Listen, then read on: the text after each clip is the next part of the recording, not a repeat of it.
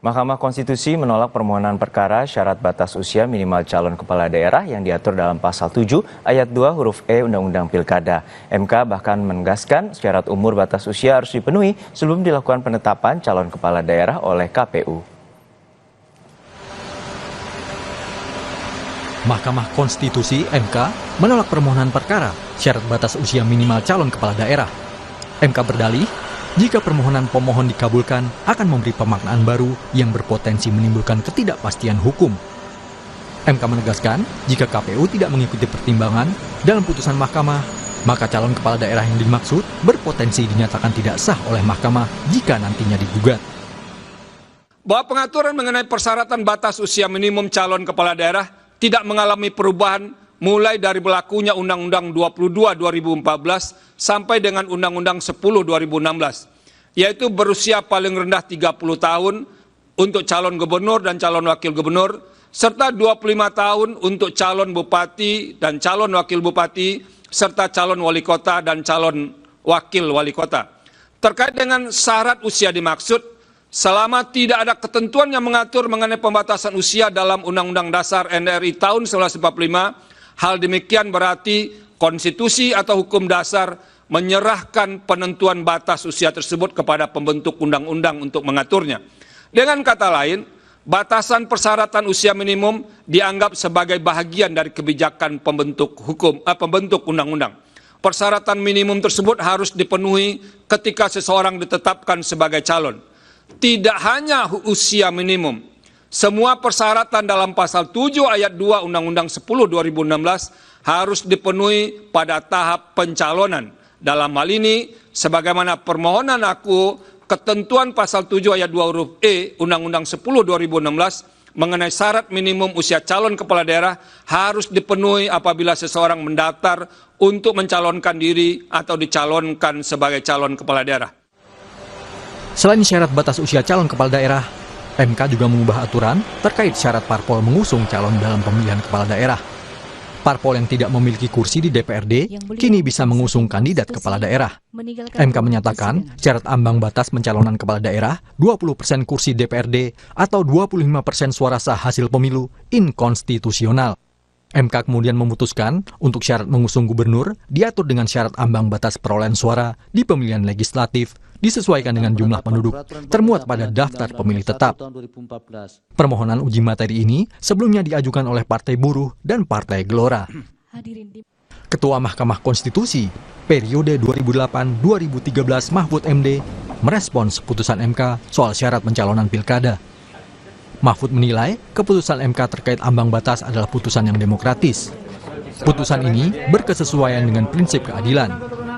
Nah, itu kalau memang calon perseorangan itu boleh 6% misalnya ya, atau boleh 10%, maka partai politik dan gabungannya juga boleh dong 10%, karena dia lebih real. Sedangkan yang 10% perorangan ini terkadang tidak jelas juga, dia sudah milih parpol, jadi menyerahkan KTP-nya ke orang, kan jadi rancu. Oleh sebab itu menurut saya parpol itu disejajarkan dengan calon perorangan persyaratannya, dan ini yang dulu sudah pernah saya katakan.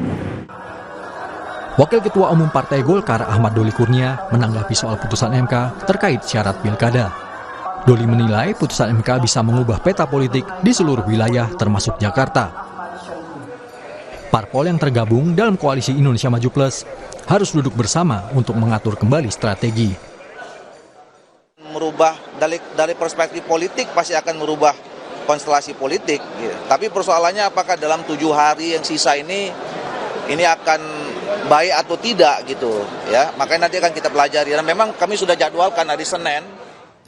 Pasca putusan MK hari ini, Balik DPR menggelar rapat bersama pemerintah membahas revisi Undang-Undang Pilkada. Kita pantau jalannya rapat di gedung DPR RI, sudah bersiap jurnalis Kompas TV, Nanda Aprilia. Nanda, hingga saat ini ada rencana untuk merevisi Undang-Undang Pilkada dan ada kesan mendadak rapat DPR ini dilakukan antara DPR dan pemerintah untuk merevisi Undang-Undang Pilkada. Lalu seperti apa prosesnya saat ini?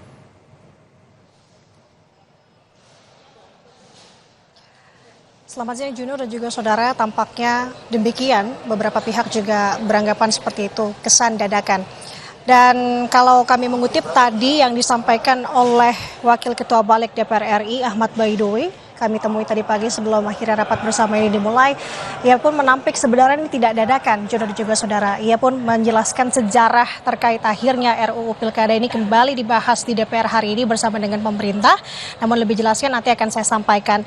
Saya ingin lebih dulu menyampaikan bahwa hari ini sudah masuk ke rangkaian tadi dibuka oleh rapat bersama pemerintah dan juga DPR dihadiri oleh beberapa pihak, yakni Menteri Dalam Negeri Tito Karnavian dan juga ada Menkumham, tadi ada Supratman Andi Aktas yang juga hadir.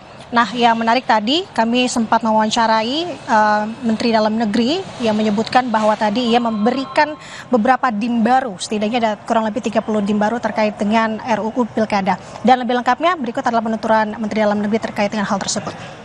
Revisi undang-undang ini sendiri, pilkada, sebetulnya ini adalah bukan hal yang baru, tapi inisiatif dari DPR RI yang mengirimkan surat oleh Ketua DPR RI kepada pemerintah, CQ Presiden, tanggal 21 November 2023. Kemudian ada beberapa usulan-usulan revisi saat itu.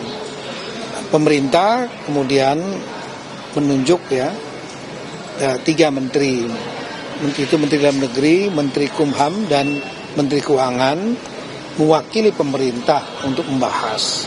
Dan kami sudah melakukan pembahasan internal pemerintah, panitia antar kementerian, termasuk juga mengundang KPU, Bawaslu, DKPP.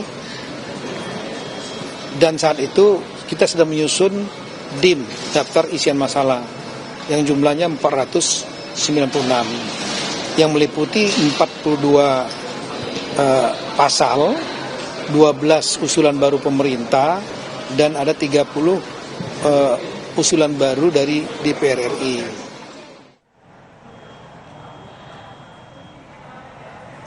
Nah, Juno, ini selaras dengan apa yang tadi kami kutip dari Ahmad Baidowi. Sejarah yang tadi saya sampaikan adalah mengingat ini adalah usulan inisiatif DPR yang sebenarnya dikeluarkan November 2023, terhalang pemilu 2024, akhirnya melihat momen yang dinilai pas, kemudian akan dibahas lagi sekarang yang memang momennya bertepatan sehari setelah putusan Mahkamah Konstitusi terkait dengan ambang batas atau threshold ini.